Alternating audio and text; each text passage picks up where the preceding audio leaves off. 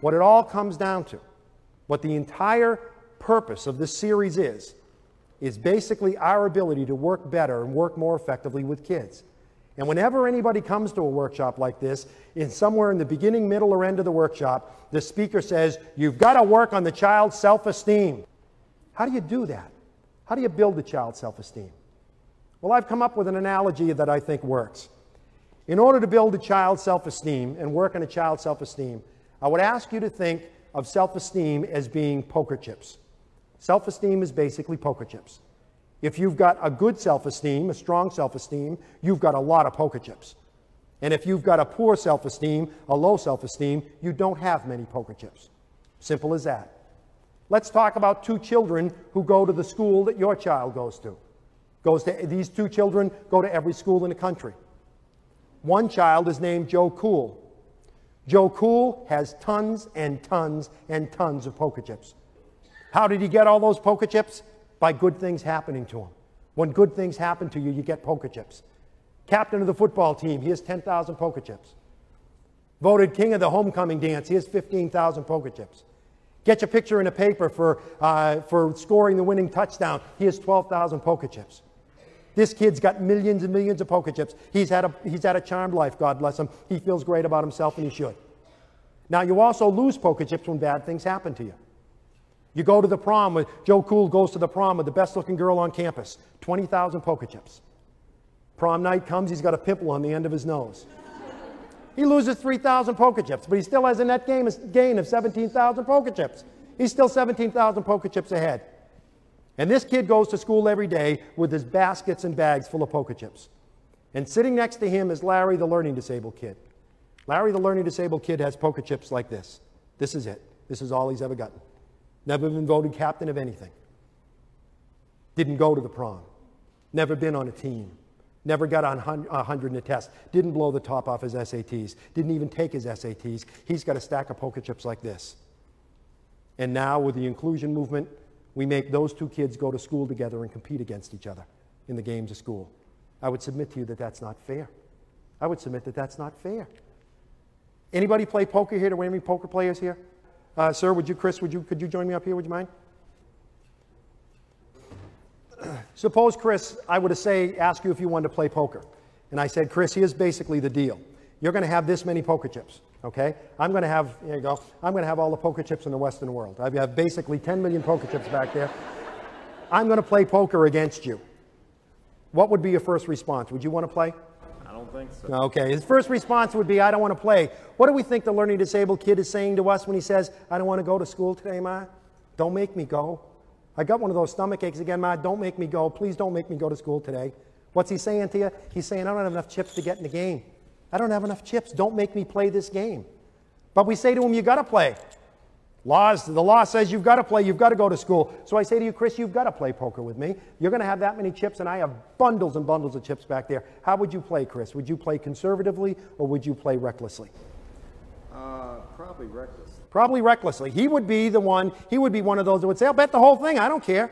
That's what the learning disabled kid that's what the learning disabled kid says when he says, sure, I can walk along the edge of that building. Sure, I can try dope. Sure, I can join a group, a gang. Sure, I can do that.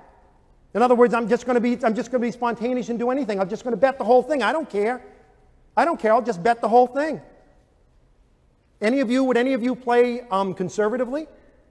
Yeah, some people are saying, I play conservatively. I just bet one chip at a time. That's what the kid with a learning disability is saying to you when he says, no, I don't want to ask anybody to the dance. Don't ask me to, Ma. I don't want to put anything in the science fair. I don't want to go to summer school. I'm going to take the chips that I've got, and I'm going to hold on tight to those, and I'm not going to let these go.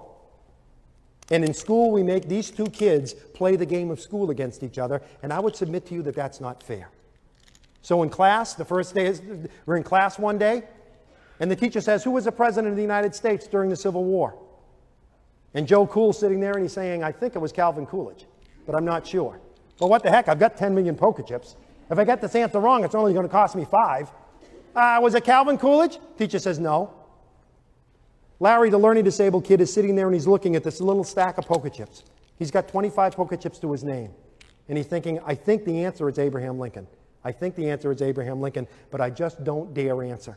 I don't dare respond because I have another game I've got to play at lunch. You see, yesterday when I went to lunch, I gave the lunch lady, the one with the hairnet and the tattoo, I gave the lunch lady a $20 bill, and she only gave me change for a 10.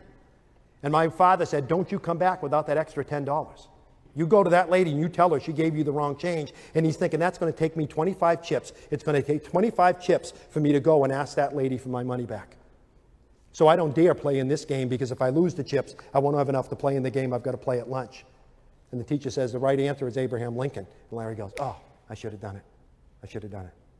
The reality is that the self-esteem of our kids, the problem with the self-esteem of our kids is they just don't have enough poker chips. The solution is to give them poker chips. How do you give kids poker chips? How do you build their self-esteem?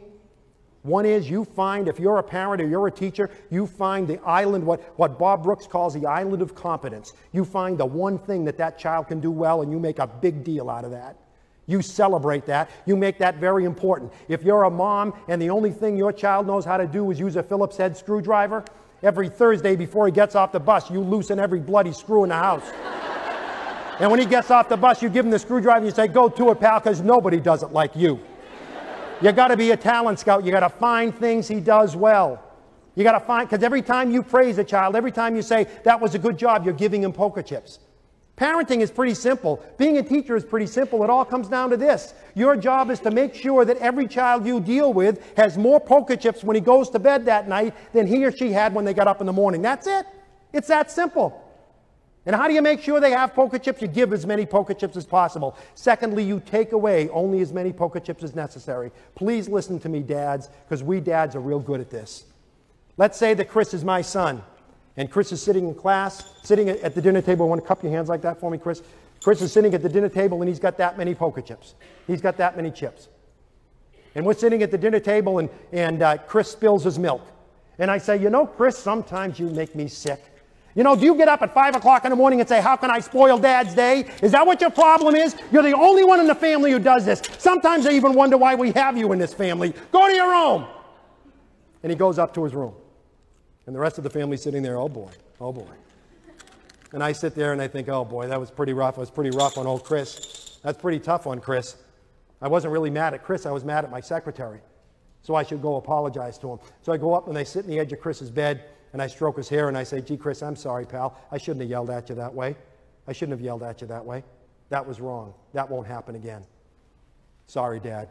Sorry, Dad. Yelling at him in front of the family, telling him you wish he wasn't in the family. Asking him if he plans how to spoil your day, telling him you're basically sick of seeing him when you come home from work. You took away 50, 60,000 poker chips from him. Sit in the edge of his bed, stroke his hair, tell him you love him. 5,000 poker chips at the most. You're still 55,000 poker chips behind the 8 ball. You can't do that with our kids. You can't take away those massive number of poker chips without realizing that you're making your job as a parent much tougher. And lastly, you got to give as many as you can. Take away only what's necessary. And lastly, you've got to be willing to go to the mat with people who take poker chips away from your child and not give any back. Teachers take away chips. Bus drivers take away chips. Principals take away chips. But most of us also give chips back. And if you take poker chips away from a kid, but then give some back, that's okay. There's a lot of people in your child's life who play that role. But the bottom line is, if there's someone in your child's life who is taking poker chips away and not giving any back, they're making your life much tougher. When are we going to deal with this? That's what advocacy means. Standing up for someone who can't stand up for themselves. If you're a teacher or a parent, you've got to be willing to go to the mat with people who take chips away from your kid and not give any back. You're a mom, you get up in the morning, you make him French toast. Oh man, 20,000 chips. You lay out his favorite clothes, a Beavis and Butthead t-shirt that he loves and you hate, 15,000 chips. You put his books at the door ready for him to go out the door, 10,000 chips. You warm up the maple syrup, oh my God. You warm up the maple syrup, another 5,000 chips. You have a nice breakfast with him, you give him a big kiss and you send him out the door with a great big hug and kiss and 50,000 brand new poker chips. And he steps on the school bus and the school bus driver says, well, here's the retard. You might as well stay at home. You might as well stay in bed, Ma. You might as well have stayed in bed because that one comment took 60,000 chips away from your son. 60,000 chips away like this. You might as well have stayed in bed because all the chips that you gave to your child were just taken away. Being a parent, being a teacher is not all that complicated. It's all a matter of poker chips. None of us want to think about what happens to a child at 18 and 19 years old that doesn't have enough poker chips to play the games of life. You know how many poker chips it takes to ask for your first job? You know how many poker chips it takes to ask someone to marry you? Thousands and thousands of poker chips. One of the reasons that many adults with learning disabilities have problems, they just don't have enough poker chips to get into the games of adult life. And when you don't have enough poker chips, suddenly suicide begins to make sense. Drug abuse begins to make sense. Gangs begin to make sense. Our job is as simple as this, to make sure that every child who crosses our paths as a parent or a teacher, every child that crosses our paths has more poker chips when he goes to bed that night than when he gets up in the morning. It's that simple. And hopefully this has helped. Thank you very much.